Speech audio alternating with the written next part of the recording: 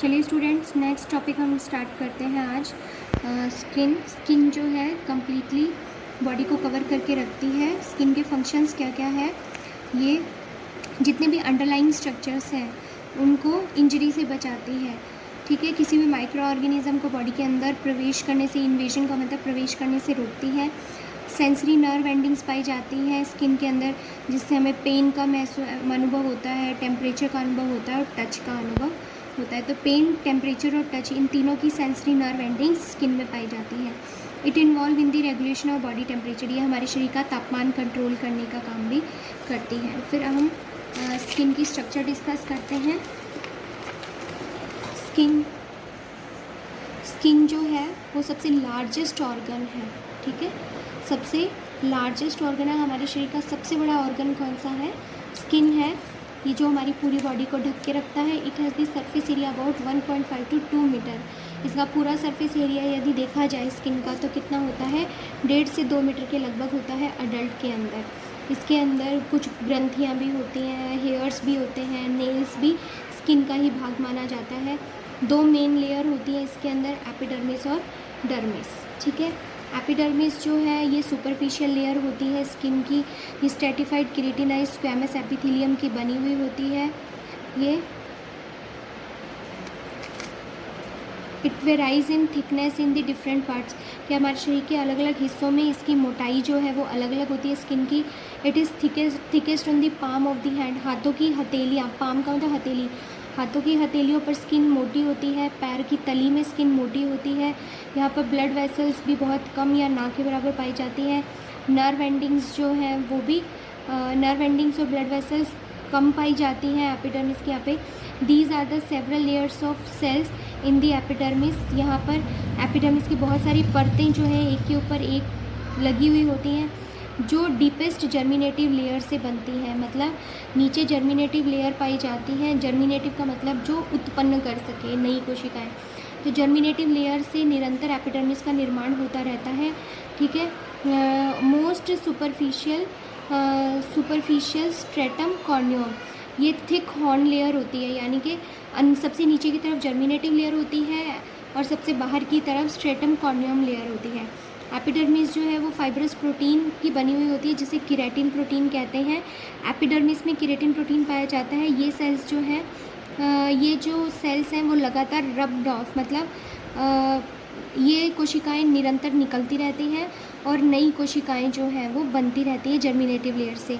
आप लोगों ने देखा होगा कि हमारी जो स्किन है वो जो ऊपर की हल्की हल्की जो परत है एपिडर्मिस, वो उतरती रहती है और नई स्किन नीचे से बनती रहती है, जिसका हमें पता नहीं चलता। ठीक है, तो ये जो नई स्किन बनती है वो जर्मिनेटिव लेयर से बनती है। This replacement take 1 month. ये जो स्किन जो है, जो एपिडर्मिस का उतरना और नई एपिडर्मिस के आने में 1 महीने का टाइम लगता है। हेयर और secretions from the sebaceous gland, जो हेयर्स हैं, जो स्किन पर हेयर्स पाए जाते हैं और जो ग्रंथियाँ पाई जाती हैं स्किन में, वो क्या सिक्रीट करती हैं? सीबेशियस ग्लैंड होती हैं उसमें, जो क्या सिक्रीट करती है? स्वेट सिक्रीट करती हैं, पसीना बनाती हैं, जो एपिडर्मिस से होता हुआ बॉडी की सरफेस पर पहुंचता है। उसके बाद में देखिए मिलानिन पिगमेंट होता है। मिलानिन एक डार्क पिगमेंट है जो मिलानोसाइट कोशिकाओं के द्वारा स्रावित किया जाता है। ये जर्मिनेटिव लेयर के अंदर बहुत गहराई में पाए जाते हैं, जो हमारी स्किन को कलर देते हैं। जितना ज़्यादा मिलानिन होता है हमारी स्किन उतनी ही ज़्यादा डार्क होती है। जितना कम मिलानिन होता है स्किन उतनी ही क्या होती है? गोरी होती है। ठीक है, उसके बाद में देखिए डर्मिस जो है वो टफ हार्ड लेयर होती है, इलास्टिक होती है। इट इज़ फॉर्म फ्रॉम, ये कनेक्टिव टिश्यू की बनी हुई होती है, कोलेजन फाइबर्स की बनी हुई होती है। इसके अलावा इसमें फाइब्रोब्लास्ट, मैक्रोफेजेस, मास्ट सेल, ये कोशिकाएं पाई जाती हैं। Underlying its deep layer there is adipose tissue, और इसके भी नीचे एडिपोज टिश्यू, वसा की एक मोटी परत पाई जाती है। डर्मिस के अंदर देखो क्या क्या चीज़ें होती हैं? ब्लड वेसल्स होती है, लिम्फ वेसल्स होती है, सेंसरी नर्व एंडिंग होती हैं, पसीने की ग्रंथियाँ होती हैं, हेयर्स होते हैं, एरेक्टर पिलाई मसल्स होती हैं, जिनको आप बोलते हो ये रोए होते हैं ना स्किन के ऊपर, जो रोंगटे खड़े हो जाते हैं, तो एरेक्टर पिलाई मसल्स होती हैं। और इसके अलावा तेलीय ग्रंथियाँ पाई जाती हैं। अब हम एक एक करके इन सबको डिस्कस करेंगे। एक एक करके देखिए, हम इसे डिस्कस करते हैं। पहले ब्लड वेसल्स और lymph vessels. Arterioles of capillary supply blood to the sweat gland. जो स्किन के अंदर स्वेट ग्लैंड्स पाई जाते हैं उनको आर्टीरियल्स की जो कैपिलरीज हैं वो ब्लड सप्लाई करती है। हेयर फॉलिकल्स और डर्मिस को भी ये कैपिलरी सप्लाई करती है। लिम्फ वेसल्स जो हैं वो डर्मिस से, लिम्फेटिक वेसल्स जो है डर्मिस से लिम्फ को ड्रेन करती हैं। सेंसरी नर्व एंडिंग्स देखिए, sensory receptors are widely distributed in the dermis. Dermis के अंदर सेंसरी रिसेप्टर जो है बहुतायत में पाए जाते हैं and they are sensitive to touch, temperature and pain. और ये जो सेंसरी नर्व एंडिंग होती हैं वो टच से, टेम्परेचर से और दर्द से संवेदनशील होती हैं। व्हेन इंडिविजुअल रिसीव इन्फ्लामेशन, जब किसी व्यक्ति को स्किन पर इन्फ्लामेशन हो जाता है अपने वातावरण से, तो जो नर्व इम्पल्सेस हैं वो सेंसरी रिसेप्टर के द्वारा कहाँ ले जाती हैं, डर्मिस से मैसेज को कन्वे करती है सेंसरी नर्व एंडिंग, और वो सेरिब्रम के जो सेंसेशन भाग को पहुंचाती है, और फिर हमारे ब्रेन को मैसेज मिलता है कि हमारी स्किन पर कोई ना कोई इन्फेक्शन या इन्फ्लामेशन हो गया है। उसके बाद में देखिए स्वेट ग्लैंड। स्वेट ग्लैंड्स जो हैं वो भी हमारी स्किन में वाइडली डिस्ट्रीब्यूटेड होते हैं। वाइडली डिस्ट्रीब्यूटेड का मतलब बहुत संख्या में जो स्वेट ग्लैंड्स है वो पाई जाती हैं। And are most numerous in the palm of the hand. हाथों की हथेलियों में, पैरों के सोल में, एक्जिला में ये असंख्य मात्रा में पाई जाती हैं। There are 2 types of sweat glands. हमारे शरीर में 2 प्रकार की पसीने की ग्रंथियाँ पाई जाती है। One that open on to the skin surface. एक तो वो होती हैं जो सीधा स्किन की सरफेस पर खुलती हैं छोटे छोटे होल के द्वारा, ठीक है। And the sweat produce here, और वो डायरेक्टली अपना जो पसीना है वो स्किन पर छोड़ती है। क्लियर वाटरी फ्लूइड होता है जो हमारी बॉडी के टेम्परेचर को कंट्रोल करता है। आपकी बॉडी का टेम्परेचर बढ़ जाएगा तो क्या होगा, आपको पसीना ज़्यादा आएगा। दूसरे प्रकार की जो कोशिकाएं होती हैं स्वेट ग्लैंड्स, वो आपके स्किन पर पाए जाने वाले बालों की फॉलिकल्स में खुलती हैं, जैसे एक्जिला हो गया, ठीक है। तो यहाँ पर बैक्टीरियल डिकम्पोजिशन ज़्यादा होने के चांसेस होते हैं, और एक बैक्टीरियल डिकम्पोजिशन होता है जिसकी वजह से पसीने की दुर्गंध आती है। यहाँ से क्या आती है, पसीने की दुर्गंध आती है।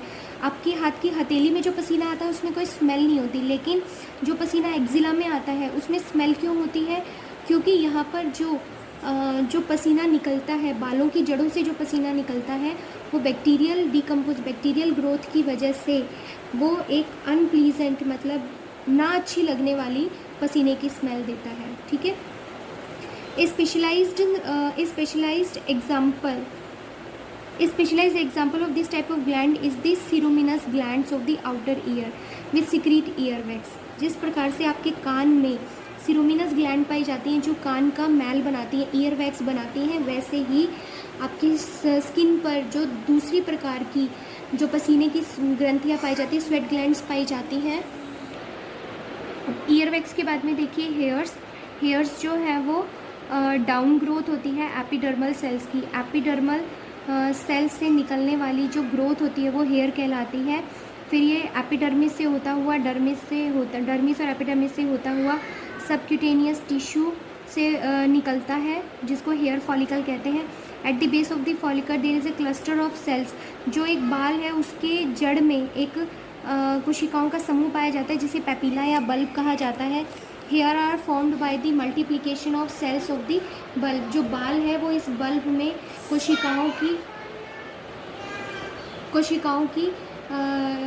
कोशिकाओं के मल्टीप्लिकेशन से, निरंतर वृद्धि से जो बाल है वो ग्रोथ करता है। And they are pushed upward, और फिर वो बाल स्किन से बाहर की तरफ ग्रोथ करता है। एरेक्टर पिलाई देखिए, these are the little bundle of smooth muscle fiber. ये छोटे छोटे स्मूथ मसल फाइबर के बंडल होते हैं जो हेयर फॉलिकल्स के चारों तरफ पाए जाते हैं। जो कॉन्ट्रैक्शंस, जिसके कॉन्ट्रैक्शन की वजह से जो हेयर है वो स्टैंड हो जाता है, इरेक्ट हो जाता है।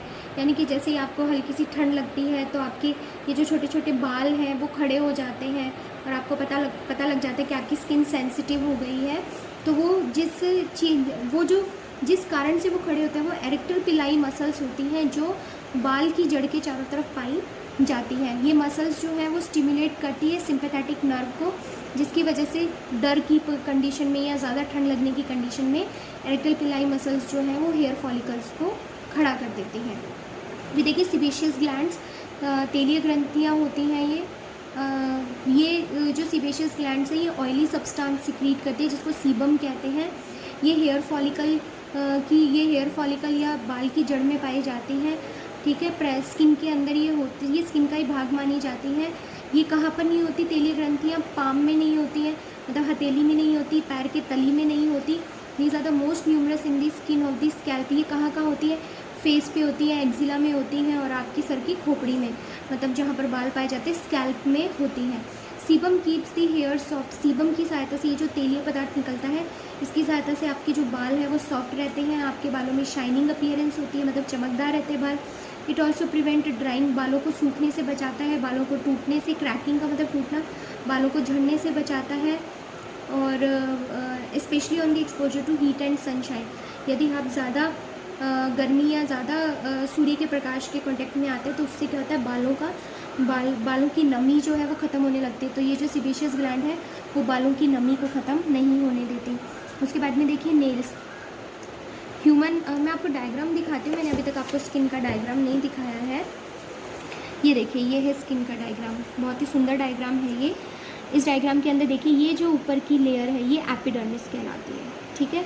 उसके बाद में ये जो नीचे की लेयर है ये कहलाती है डर्मिस। डर्मिस के नीचे पाई जाती है सबक्यूटेनियस टिश्यू की लेयर। देखिए तीन कलर दिख रहे हैं, ये लाइट, फिर डार्क, फिर लाइट ग्रीन कलर।